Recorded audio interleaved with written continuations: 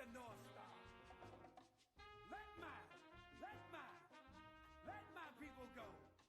Past the chains, past the fields of blood, past the houses of mangled souls.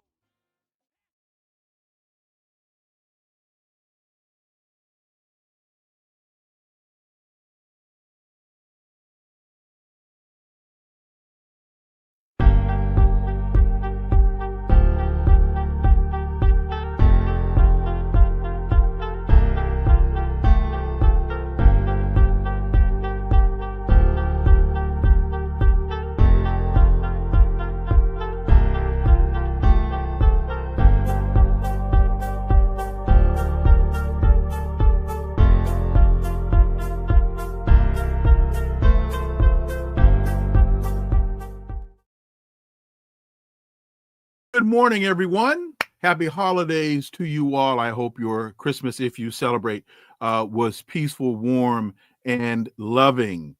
Here's the question. Are we moving even closer to January 20th, as we are moving closer to January 20th and the Trump Redux administration? What does this mean in real economic terms for the average American? There's a great piece in Counterpunch entitled Political Economy Contradictions as we lurch into 2025. Do the traditional stereotypes that we have become used to still apply as Republicans, traditionally the US's anti-tax party, now promise to use tariffs to wage trade wars, to massively deport immigrants, and Democrats were, at least since the Great Depression, in the 1930s, the progressive party of working people unions and oppressed minorities. Are they still? Let's connect some dots and find out.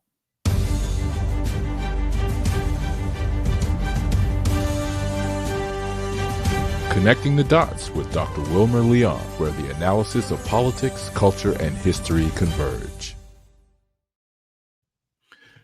Again, good morning and welcome to the Connecting the Dots podcast with Dr. Wilmer Leon, and I am Wilmer Leon. Here's the point. We have a tendency to view current events as though they take place in a vacuum, failing to understand the broader historic context in which most events occur. During each episode, my guests and I have probing, provocative, and in-depth discussions that connect the dots between these events and their broader historic context, thus enabling you to better understand and analyze the events that are impacting the global village in which we live. On today's episode, the issue before us is, do the political stereotypes and rhetoric from the Democratic and Republican parties match the policy realities? If so, how so? If not, why not?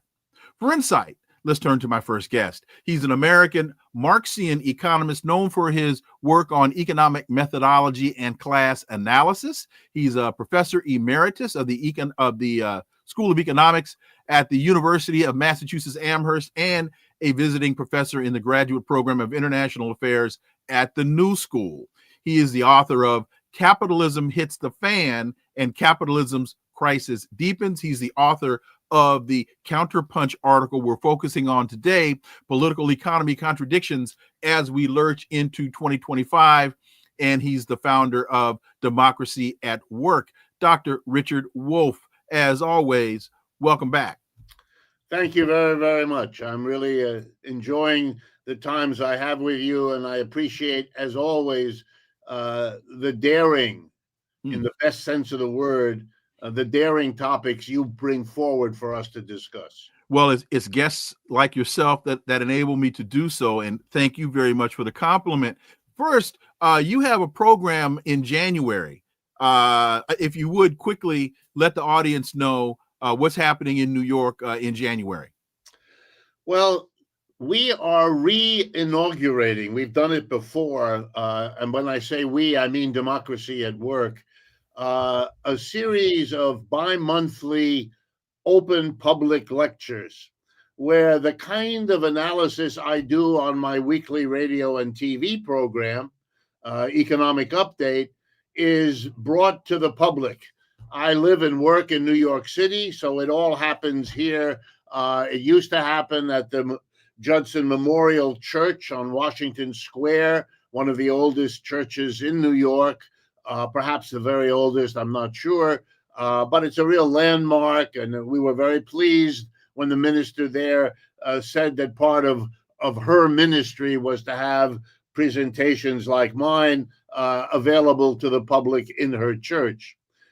We are now moving and coming in January on the 18th to a place in Brooklyn, an organization and a building known for its name, Women Building Up, WBU.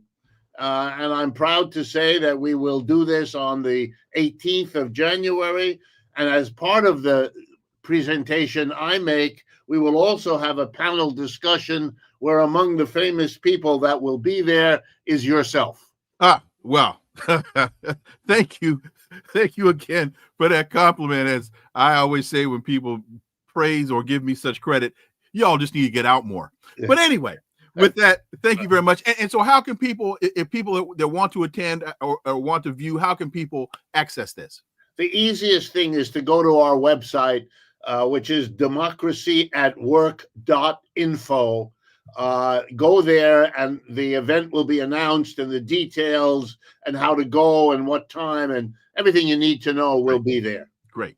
Thank you very much. And we'll reiterate this as we get towards the end of the show. And now, before we get to the crux of your piece, it is reported today that Christmas spending was up 3.8%. It's reported in a number of sources, a total spending increase of 3.8% over 2023, surpassing the previously forecast rise of 3.2% and topping the 3.1% increase during the same period last year. As soon as I heard this, I asked myself, I wonder how much of this spending was on credit. And then I found out one of the sources of this data was MasterCard. So what do these numbers say to you about the current if anything, about the current status of the economy? Well, the honest answer to that has to begin with the famous story that if you put lipstick on a pig, it's still a pig. And when you say something like, I don't mean you personally, but Sure. When the media say, wow, the spending went up by 3.2% from last year. Well, the first thing to understand about that fakery is that all prices went up by about that from last year. So this is not a measure that people bought more objects for Christmas. It's precisely a proof that they didn't, that the ability to buy things this year didn't go up because the total increase in spending was the higher prices. The prices of everything we had to buy for Christmas this year were up about 3 to 3.5%, maybe even more. In which case, the total increase in spending is not about people being able to afford more. It's exactly the opposite. They were not able to afford more. They could not build on last year's Christmas because the economic realities of the United States don't make that possible. Then you can add your point, namely that what they did buy had to be relying more than ever on credit because they don't have the money in the case of millions of American families. So they could not buy more than last year. They had to pay more, but they didn't get any more. And they had to pay the extra price of everything by dipping deeper into debt. So this is not a story of good news. It's a story of bad news. The economy is the pig, and the headline you read is the lipstick that still leaves us with the pig. You have a great piece in Counterpunch, Political Economy Contradictions as we lurch into 2025. And this report on Christmas spending, to me, is an indication of lurching into 2025. Right. Why did you use that particular word, lurch?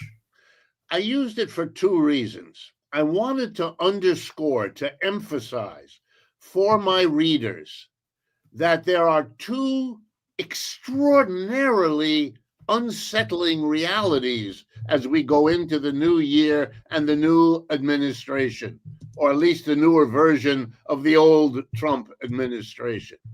The first thing is that the very economic proposals that Mr. Trump or people around him announce are totally contradictory one to the other. You couldn't possibly do these things, because if you did one of them, you would undo the other and vice versa, leaving us having no sense of what's really going to happen. Now, there are people who believe that Mr. Trump likes to govern that way, to keep everybody guessing, to keep everybody confused, to keep everybody uncertain. Let me give you a couple of the big examples of what I mean. He says he's going to deport, expel from the United States millions of undocumented immigrants. He also says he, unlike Mr. Biden, is going to do something about inflation. Okay, let me explain. What are the 10 to 12 million, that's according to the U.S. Department of Homeland Security, what are the 10 to 12 million undocumented immigrants doing in the United States? Answer: the overwhelming majority of them are working at the lowest wage jobs this country has. They are particularly located in the construction industry, building homes and buildings, in what we call the entertainment industry, that's in the back of the restaurant, that kind of work, and finally in agriculture, picking the fruits and picking the vegetables and minding the chickens and so on that produce the food on our table. If we expel the low-wage workers who are undocumented immigrants, we're not going to stop producing those things because they're central to our economy. The employers in those industries will have to replace the deported immigrants with domestic American-born, native-born Americans to whom they will have to pay higher wages. And it's not just higher wages. What is notorious and well known to the American authorities is that most employers take advantage of undocumented immigrants. What do I mean? Well, when payday comes Friday afternoon and everybody lines up to get their envelope with the check for the week's work, the employer says to Jose, "Sorry, Jose, we don't have enough money this week, but we're sure to have it next week." And Jose goes home with an empty envelope, or an envelope with half what should be in there. What is Jose going to do? Will he go to the police and say he's been ripped off? He wouldn't dare. The police are the last people he ever wants to see because he's afraid of being deported. Right. So we need you to stay a couple of extra hours today, Jose. What's Jose going to do? And we can't pay you because we don't have the money in the bank and the check won't, the usual. Again, Jose can't go to the Labor Department and say my rights have been violated because he doesn't want to get into the eyesight of any employee of the United States government. And every employer knows that. Plus, there's one more thing. There's one more thing to that.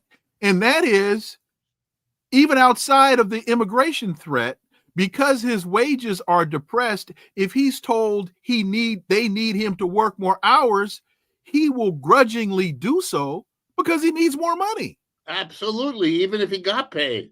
And if he was really screwed, he would be doing the extra work and then having the guy tell him that he can't be paid. I mean, the outrageous stories are limitless. They happen in every state of the union, across the board. By the way, it's not even unique to the United States. It's a way that undocumented immigrants are brought into countries like ours. People think that there's something mysterious about it. It isn't. Employers love to have undocumented immigrants that they can rip off in this way. So if Mr. Trump actually does it, all of those jobs will now have to be given to native-born Americans. You can't rip them off. They will go to the police. They will go to the Labor Department. They will go to their union, et cetera, et cetera. And you know what that means? It means the cost of buildings is going to go up because that army of immigrants isn't at the building site anymore doing the work. And when you go to the restaurant, you're going to notice that the restaurant prices have gone up because they can't rip off the undocumented immigrants washing the dishes, cleaning the restaurant after it closes, et cetera, et cetera. And you're going to discover the same with food because the pickers of your lettuce or your apples or your broccoli are now going to have to be paid a proper salary compared to what was before. And you know what that means? That's an inflation. Our prices are going to go up. Mr. Trump got elected in part because the inflation turned workers against Mr. Biden. If he actually deports the immigrants, he's going to be the president of an inflation again, and that's the last thing he can tolerate politically. So how is this contradiction going to be resolved? Let me give you a second example. Over the last 2 weeks, the president of the United States has attacked, and I want to use this language properly. He has attacked 4 sovereign countries around the world, threatening them. I'm not using these words lightly. Threatening them because he wants to take a piece of them away from them. And he wants to do it militarily if they don't do it voluntarily. In other words, he's threatening military force. And in case you missed it, here are the examples. He doesn't like the fees that are being charged to American shipping companies when they go through the Panama Canal. So he has threatened to take the canal away from the sovereign government of Panama by force if they don't do what he wants. Number one. Number two, the enormous expanse of land called Greenland in the North Atlantic is a part of the country called Denmark. But Mr. Trump wants it. You may remember a few years ago, he made noises about Greenland because he figures with global warming, it will be warmer there and he can build, I kid you not, golf courses in Greenland.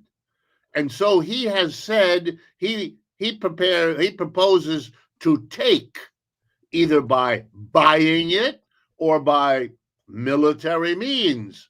Denmark, after all, is a small country. By the way, both the Panamanian government and the Danish government have repeatedly said, both in the past and in the last few weeks, that their property is not available to Mr. Trump, is not for sale, and he will never see it. It's a little bit like the promise Mr. Trump made 4 years ago, or 8 years ago when he took over the first time, that he would build a wall, which, by the way, hasn't been built, and that Mexico would pay for it. And let me assure you, Mexico has not paid for that part of the wall that he did build, nor has it stopped the flow of immigrants the more that wall was built, the larger the flow of immigrants. The whole thing is a scam. But let me be sure to finish my story. He's also threatened Canada. Correct. He has said that Canada maybe ought to become the 51st state. Now, that is an extraordinarily insulting comment. The Canadian government, of course, immediately said that's not going to happen.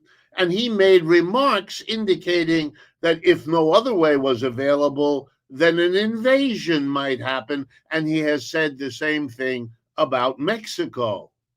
There he uses the excuse about drugs, because in this country, it is pretended that drugs are a problem of Mexico, since, of course, the whole world knows that drugs are a problem of the United States and not of Mexico. Any case, look at what he's talking about.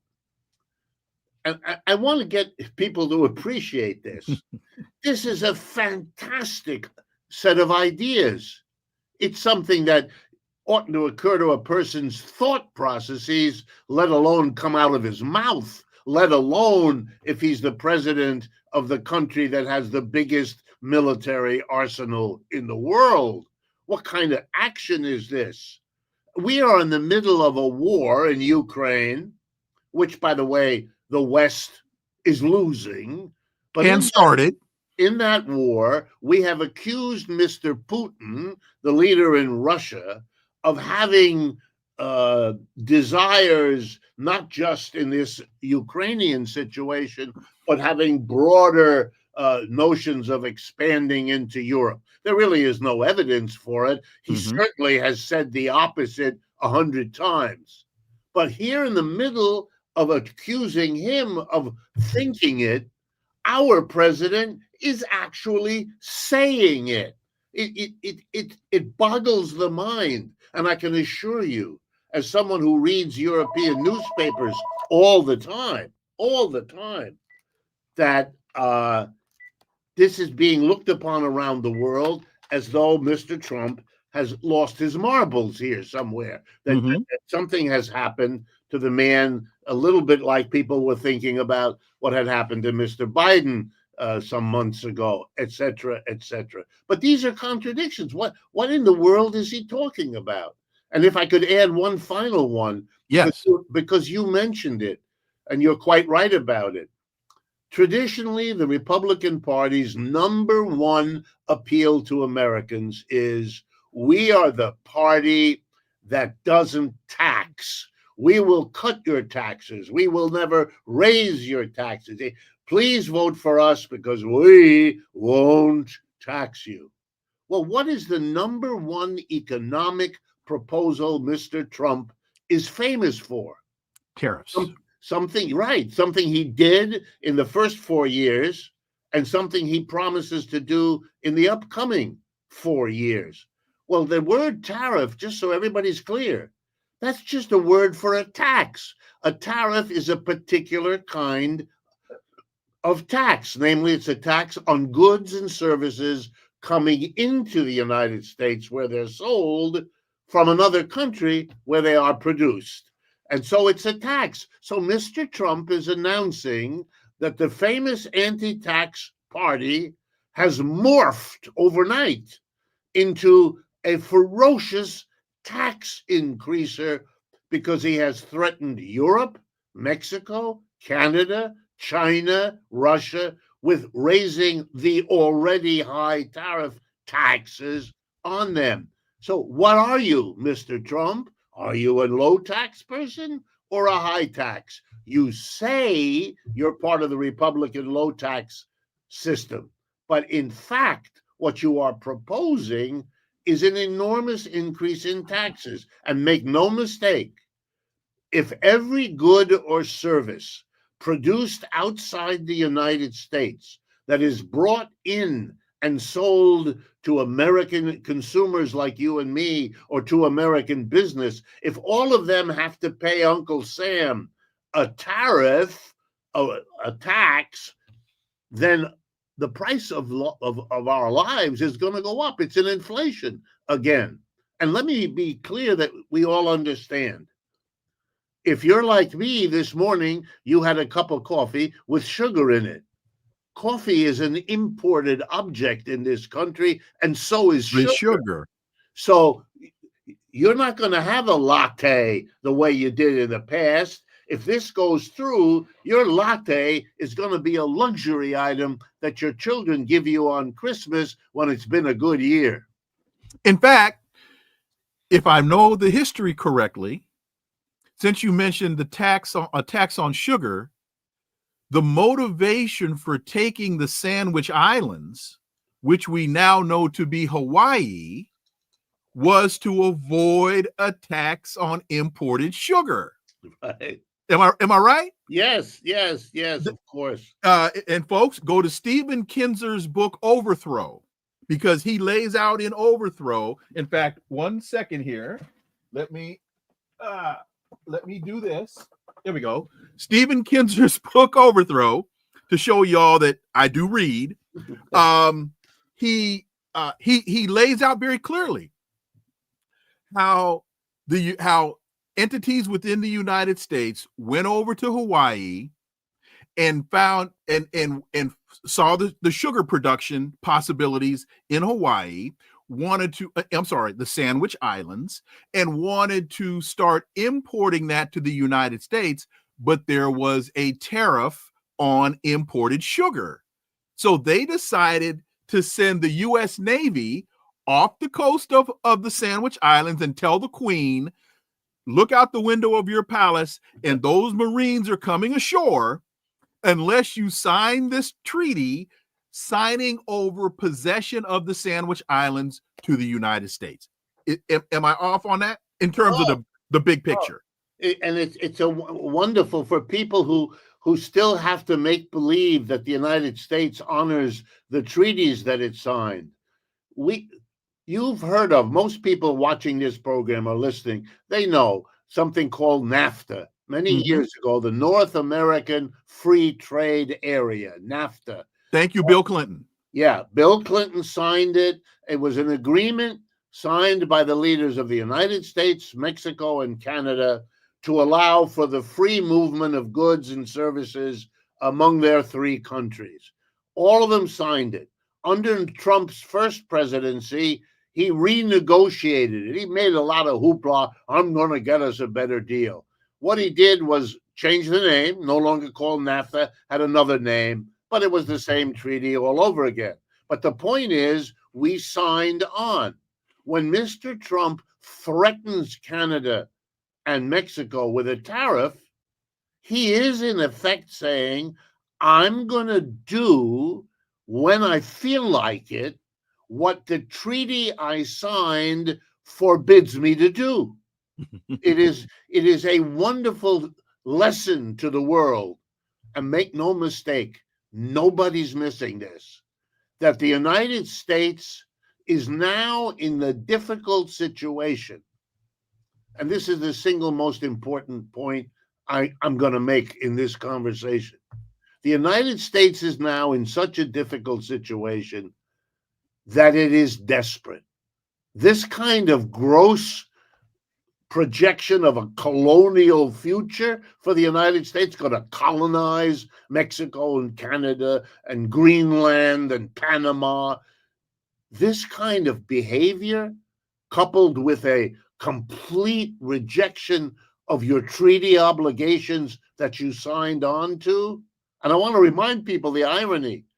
Mr. Trump was the one who signed the new NAFTA during his presidency. So he is breaking the treaty, not just signed by the United States president, but by himself. He's simply, now why is that happening? Because the United States is desperate. And Americans don't want to face it. They don't want to see it. They're busy denying it. But it doesn't go away because it's an unpleasant reality for you to face. We lost the war in Vietnam. We lost the war in Afghanistan. We are losing the one in Ukraine. There's a meaning to these things. You can't pretend forever that none of this is happening and that it doesn't add up. We are living through the decline of the American empire, and what we're watching is a man who's going to come in and perform, as he's quite good at, an endless theater pretending that it isn't so. And just this conversation could take us into a whole nother 2 hours, but just to make this point on treaties, part of the major conflict that we're having now with Russia has to do with the United States not renewing nuclear missile treaties, right? Because the United States, instead of disposing of nuclear weapons, did not renew the treaties that were controlling the expansion of nuclear weapons because the United States wanted to further develop the technologies. So a big part of the problem that we're having here as it relates to Ukraine, possibly China, has to do with the United States getting us out of these treaties. But let me this is a very simplistic question, but I'm setting it up, using it to set up another point. One of the things that you hear a lot, and I hear this a lot in conversations in the African American community, Trump is right. We have to deport these immigrants because they're taking our jobs. And we have to build this wall. We have to strengthen the border because these immigrants, they're rushing into our countries, taking our jobs. Can you speak to the fallacy of that rhetoric? Yes, but let me begin by acknowledging that, like all fallacies of this sort, they have their grain of truth. Mm-hmm. In other words, will there be an employer who says, oh, great, I can fire my native-born American worker and replace him or her with an immigrant to whom I can give less money, whom I can rip off if and when it suits me? Yeah, there are employers like that. Yeah, there are lots of them. And they will give you those stories, which are often true, of people being abusively treated that way. But what I would urge my fellow Americans to remember, the bad guy in that story is not the immigrant. The bad guy in that story is the employer, who is in 99% of the cases a native-born American, just like you. But he's ripping off the undocumented, which is why they come here. If they weren't being given jobs, they wouldn't come here. But now the bigger historic reality. The United States was a successful, growing capitalism across the 19th and much of the 20th centuries. During the 19th, we went from being a colony of Great Britain to becoming a world economic powerhouse. And in the 20th century, we became the dominant economic powerhouse in the world because the previous empire, the British Empire, collapsed, peaked, and then declined and fairly doesn't exist anymore. Okay, during that time, tens of millions of immigrants came to the United States. When you hear Mr. Trump say he wants to make America great again, he's referring to the 19th and 20th centuries. He says so over and over again. Right. But those were the years when we welcomed immigrants, when we understood that a successful economy is precisely the one that can take an immigrant, give him or her a decent job, an income, a chance at the so-called American dream. When we can't do that anymore now, when we can not only not accept immigrants and welcome them, but actually, after they've proven that they've lived in this country for years, performed their jobs very well, paid their taxes as they are required to do, and then we deport them, that's a sign of an economy that can't grow anymore. That's a sign of an economy that isn't working very well, that's so desperate that it has to find an excuse to give millions of people the slip, the pink slip. You don't have a job anymore. We wouldn't dare do that to Americans, but we do it to those immigrants. But make no mistake, it's a sign that we don't have work for them to do. We don't have economic growth. Our country's economy will not grow by shipping 10 to 12 million American workers now back to the countries from which they came. That will lower our growth rate. That will slow our expansion. That will weaken the United States.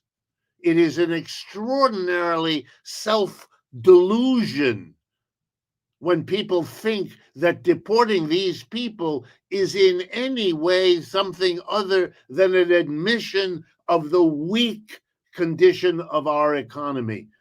But instead of being honest with our people, Mr. Trump isn't saying, well, we have a weak economy. We can't handle these immigrants, giving them a job without taking away anybody else's job. We can't do that anymore. Our employers won't do it, can't do it. And then asking the American people, let's figure out, why are we in this situation? Why is our economy so weak? Oh, no. Instead, he goes after the immigrants. You know, it reminds me of the cowboy movies I grew up with. You know, the bad guys would come into the little town and they'd shoot up the bank in the middle of town and they'd frighten everybody. And the saloon. They shoot up a saloon too. They shoot up the saloon too. And then they ride off with the money they've stolen from the bank and all the rest.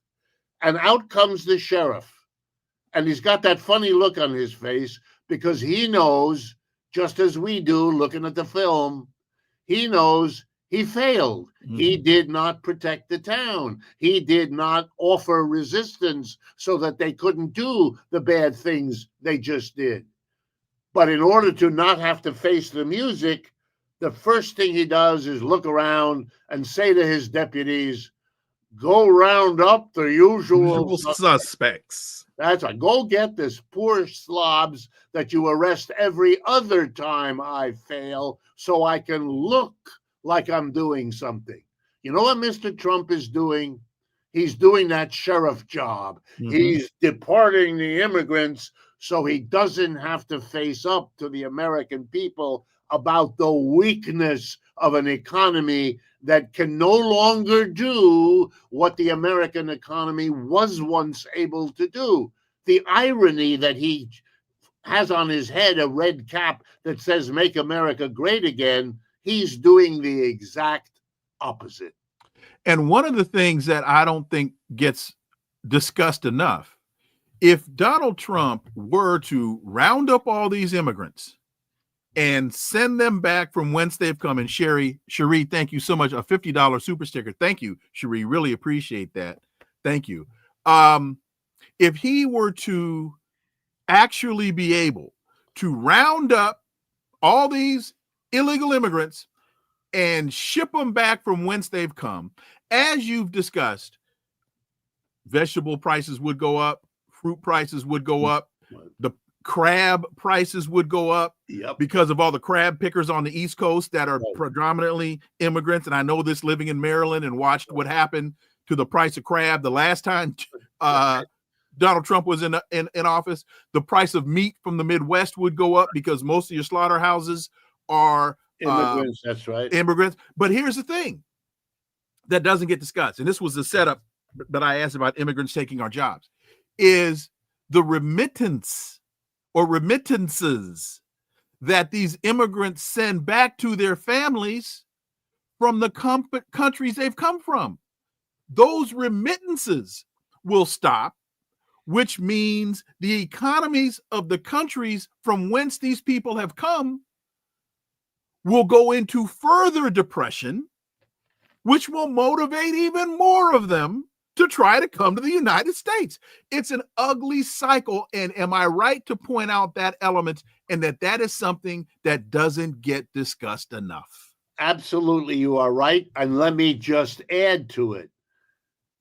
When millions of folks come, particularly from Central America, Mexico, Guatemala, El Salvador, Honduras, and so on, they come to the United States. They go to work. They're mostly young people, working age people, from, 18 years of age up until 55 or something like that. Children come only if their parents take them, and the elderly mostly don't come. All right, so they go to work. I'm an economist. Let me explain something that people may not have thought about. A worker, a person of age 18, a man or a woman here in the United States, before they go to a job, they have had to be schooled. They had to go to elementary school and high school and maybe college or whatever. It's cost our society lots of money to clothe them, to feed them, to educate them, to have trained teachers in the school and all the rest. We don't have to pay those costs for an immigrant. Those costs were picked up by Honduran schools and families.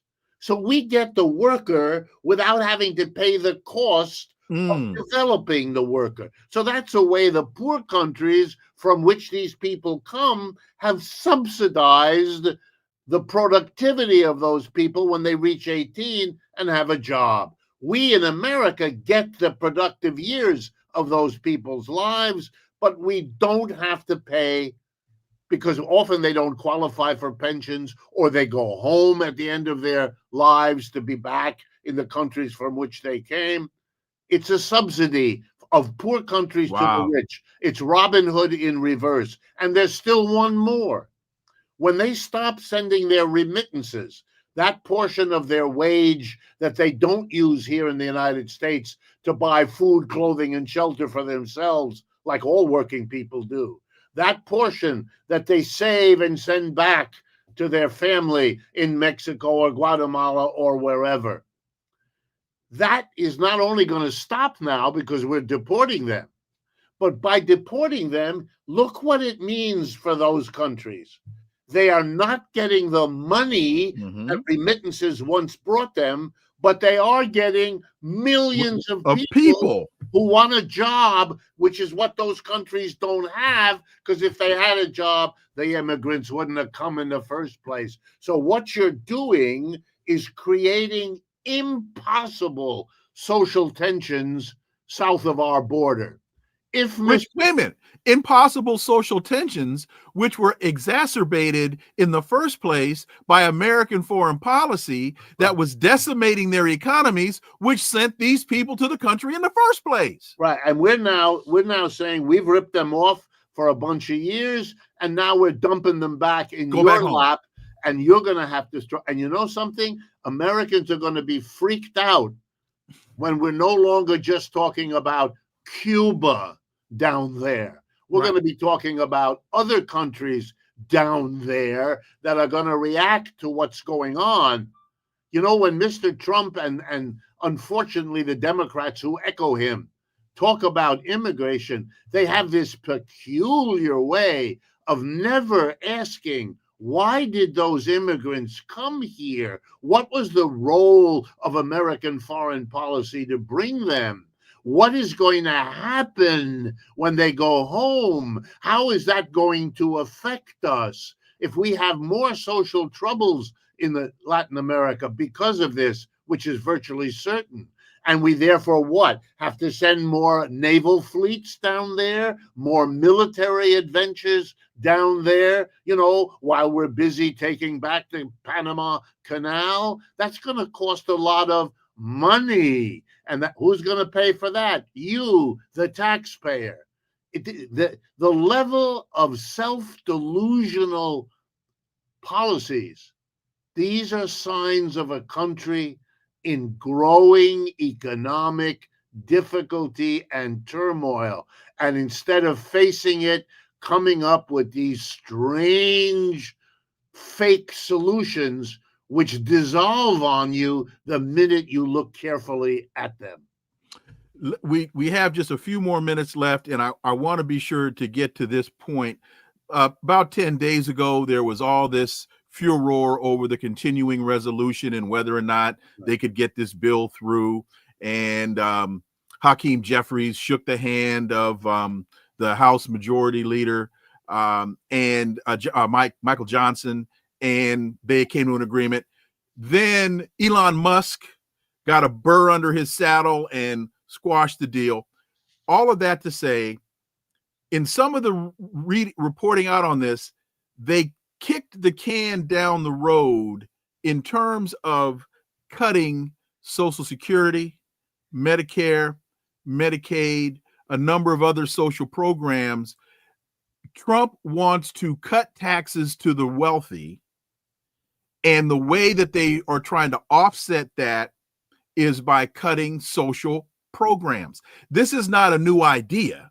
This is something that is happening from both sides of the aisle. The austerity measures that they're trying to impose upon the American electorate is going to be horrific.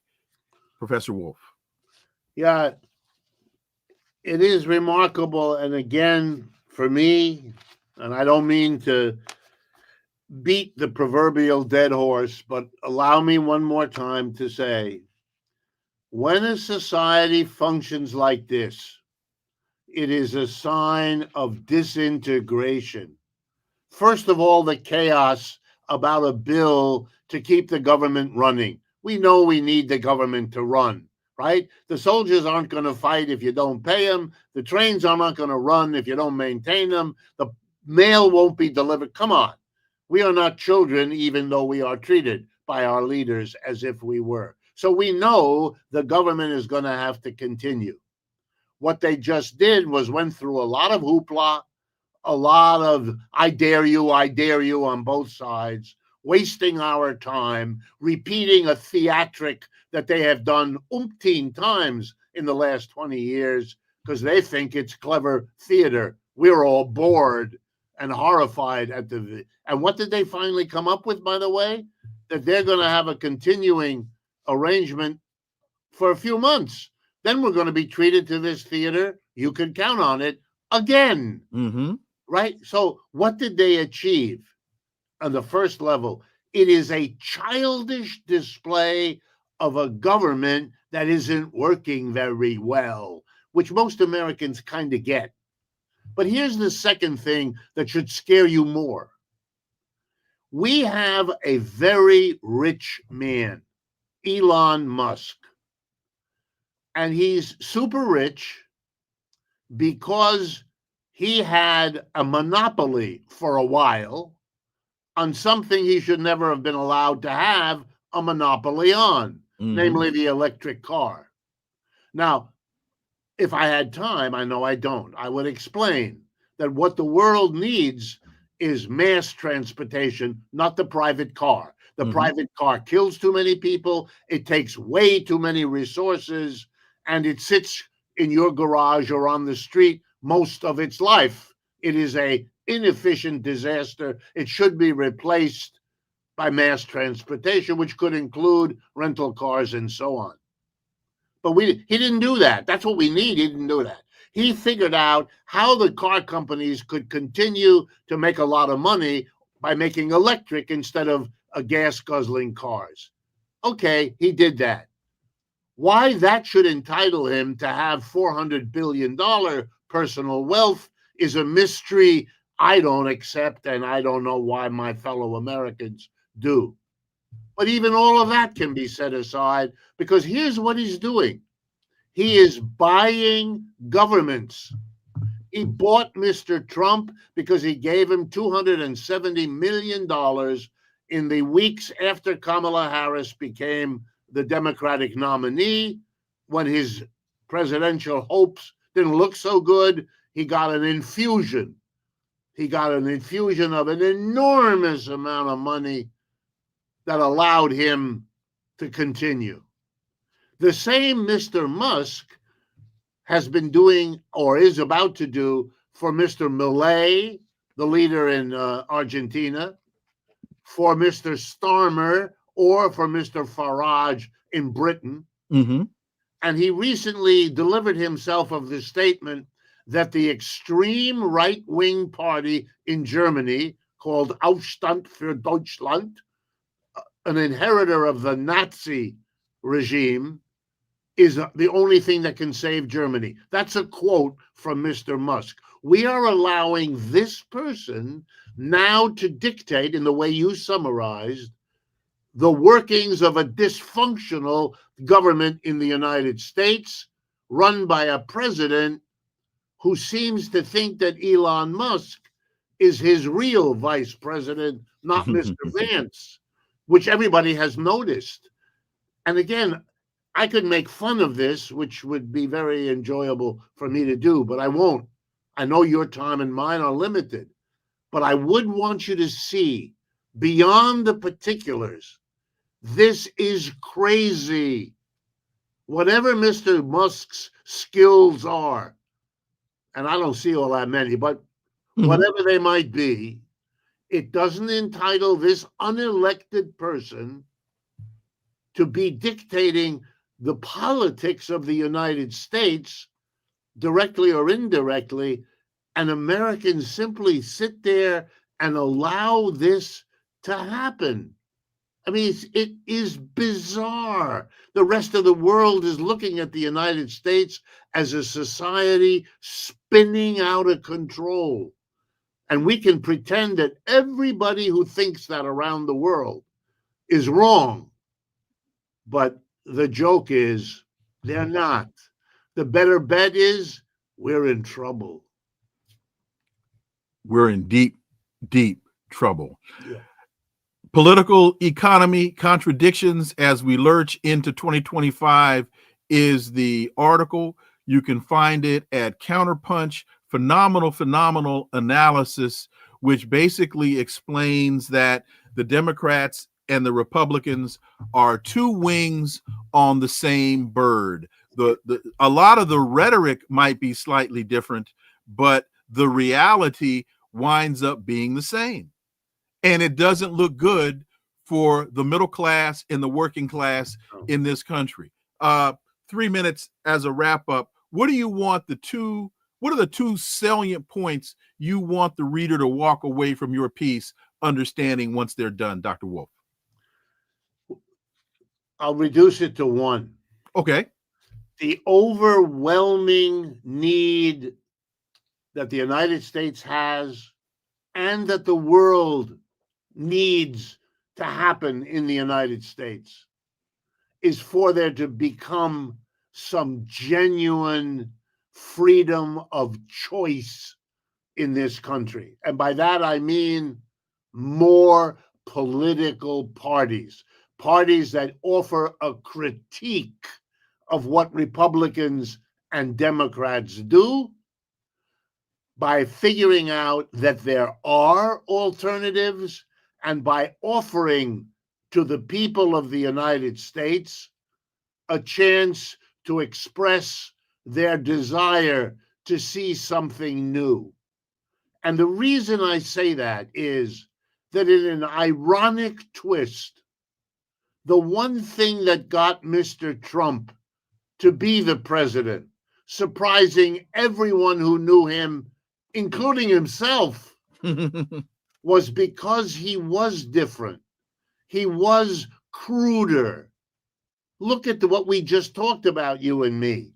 Mm-hmm. The man here in the 21st century, when there are virtually no colonies on earth that are left, we see one country trying to expand itself in a colonial way.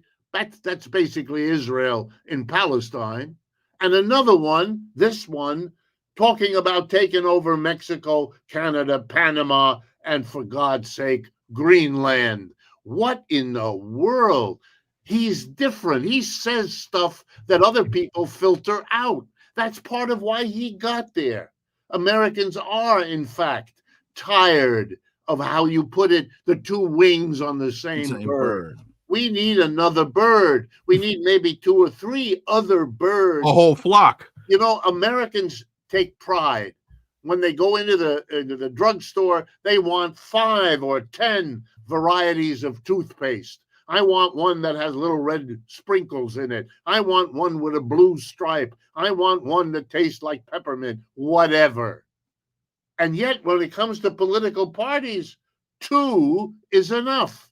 Well, who said so? And when the 2 are as similar as they are, okay, wow, that's what we need. Professor Richard Wolff, as always, sir, thank you so much for your time. Greatly, greatly appreciate that analysis. And again, the piece is Political Economy Contradictions as we lurch into 2025. You can find it at, I just forgot the name of it. Counterpunch. You can find it at Counterpunch. Political Economy Contradictions as we lurch into 2025. As always, happy holidays to you, sir. Thank you so much. Look forward to having you back. Best of the new year to you. Thank you. And I'll see you in New York. Okay. All right. All right, folks. With that, I got to thank again Professor Richard Wolff for joining us today. Thank you all so much for listening to the Connecting the Dots podcast with me, Dr. Wilmer Leon. Stay tuned. New episodes next week. Also, please follow and subscribe. Leave a review. Cherie, thank you for that $50 super sticker. Greatly, greatly appreciate it. Folks, continue to share the show. We've reached 5,000 subscribers, and we could use 10,000 more. Follow us on social media. You can find all the links below in the show description. Remember that this is where the analysis of politics, culture, and history converge, because talk without analysis is just chatter, and we don't chatter here on Connecting the Dots. See you all next week. Until then, I am Dr. Wilmer Leon. Continue having blessed holidays. Have a great one. Peace. I am out.